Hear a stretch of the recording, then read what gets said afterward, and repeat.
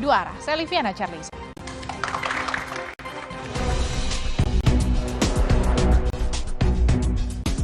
Tarik-menarik suara warga NU di Pilpres 2024 mendatang jadi sorotan.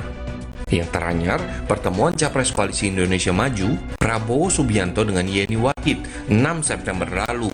Pertemuan keduanya memancing spekulasi bahwa sepeninggal PKB, Koalisi Indonesia Maju sedang mengincar suara Nahdliyin. Bahkan Putri Presiden keempat RI yang juga tokoh NU disebut-sebut akan mendampingi Prabowo di Pilpres 2024 mendatang. Saya katakan di mana-mana, adat kita, budaya kita adalah musyawarah. Jadi saya tentunya dengan kawan-kawan dari tim saya, koalisi saya akan terus musyawarah, kita akan cari yang terbaik. Bagi kami Pak Prabowo ini top list, jadi prioritas paling utama karena ada kesamaan-kesamaan visi. Nama lain yang disebut berpeluang mendulang suara Nahdliyin adalah Erick Thohir. Diusung Partai Amanat Nasional, Erick dikenal dekat dengan kalangan NU. Salah satunya terlihat saat dia didapuk menjadi Ketua Panitia Harlah 1 Abad NU tahun ini.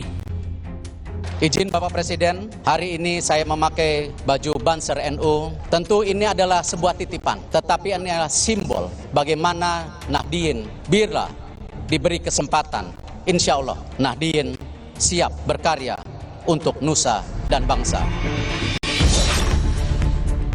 Besarnya suara warga NU wajar jadi pertimbangan partai koalisi dalam memilih capres ataupun cawapresnya.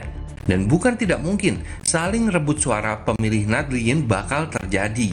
Bahkan sebelum akhirnya Anies memilih Caimin sebagai cawapresnya, nama Hovifah Indar Parawansa serta Yeni Wahid sempat pula masuk dalam radar koalisi perubahan. Dan kuat diduga itu sebagai upaya mengamankan suara pemilih NU khususnya di Jawa Timur saat Pilpres nanti. Hal senada juga jadi pertimbangan koalisi partai pendukung Capres Ganjar Pranowo. Selain nama Sandiaga Uno, nama Yeni Wahid kembali masuk dalam radar cawapres Ganjar.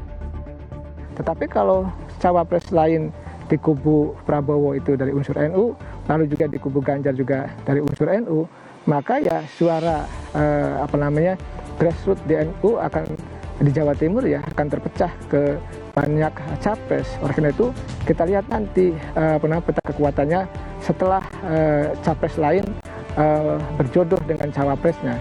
Kita tunggu episode berikutnya. Lalu kemana suara warga NU di Pilpres mendatang akan berlabuh?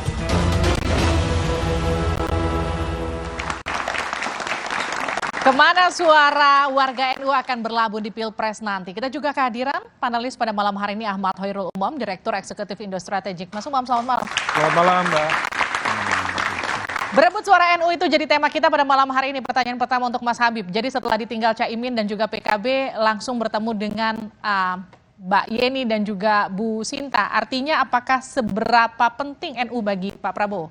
Ya, tentu kami menganggap NU sangat penting ya.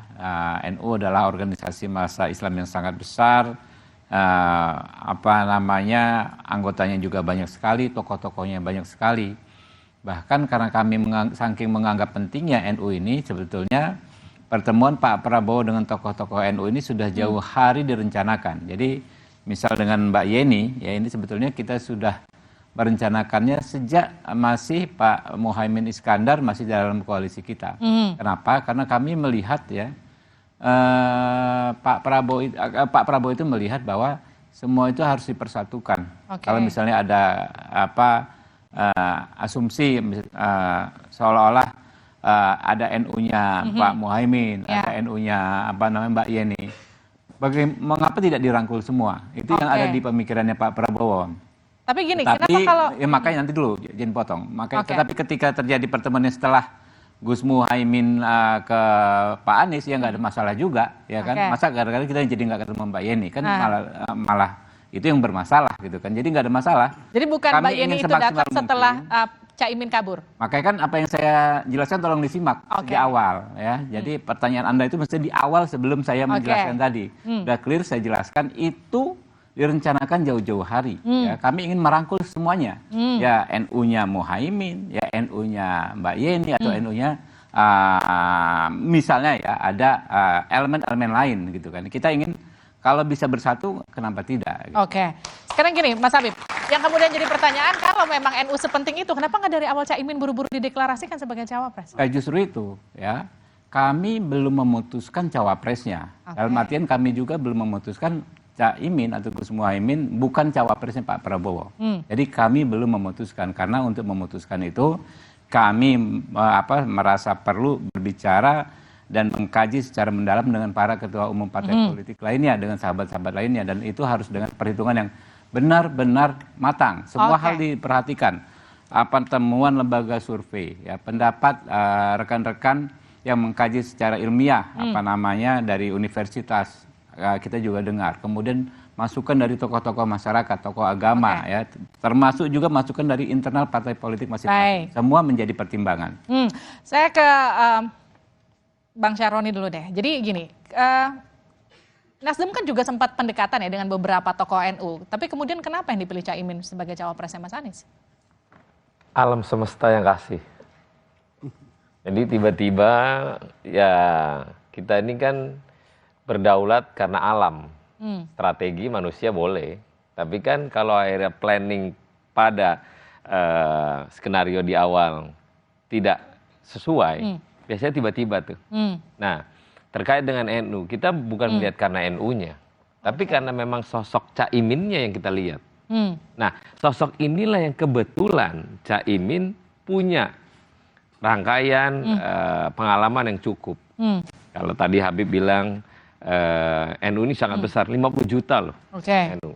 Tapi karena semua kalau memang akhirnya kader NU menjadi bagian di antar para capres, tinggal gagasan-gagasan para capres lah NU ini akan memilih siapa nantinya dalam kontestasi 2024. Oke, saya ke Mas Hanif. Jadi setelah kemudian PKB bergabung bersama dengan Koalisi Perubahan, kemudian kan Gerindra bertemu dengan Mbak Yeni. Ini apakah Mas Hanif melihat ini upaya dari Gerindra untuk memecah suara NU yang hampir dipastikan bergeser ke Mas Anies nanti?